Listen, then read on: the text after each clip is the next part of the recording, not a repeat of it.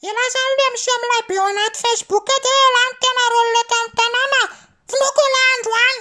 Zay le ty mpanan-karena, meko ala. Ilany ty aza mirekeraka fotsiny zao. J'ai venu l'état. Manina vonona zanako? Manina vonona zanako?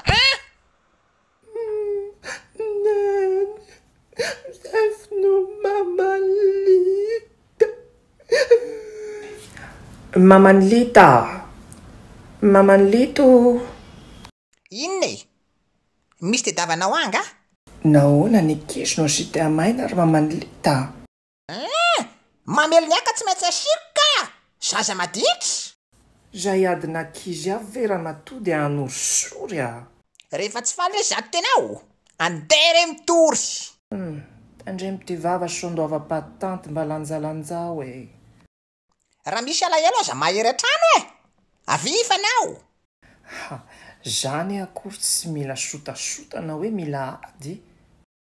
Mivoako tao e. Ny heriko ampy ny sandry behivavy.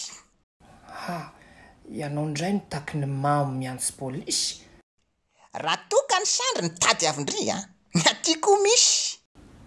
Ajaiko farany rezato ianao satria aho zandry. Midinirika ala mitavana vitrana fa zako miandry. Aleo avy eo e. Aleo avy eo. Oetako asiko avy hatrany Aleo avy eo. Ataoko mijaly sy mitomany. Aleo avy eo. Avereno kely hoe ny vavandriry tava-tsovaly. Zay elzay tsy mba niteny ary tsy mba namaly Za koa ane tsy matao maso fa lazaiko andry.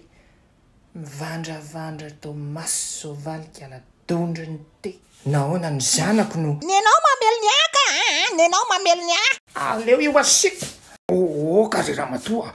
Asiko kely fa mitady kare Ramatoa. Se io afy ny manadala kare Ramatoa. Aleo asiko. Kare Ramatoa. Potika teo io raha tsy voatana kare Ramatoa. Zany mba ivazavazana kare Ramatoa.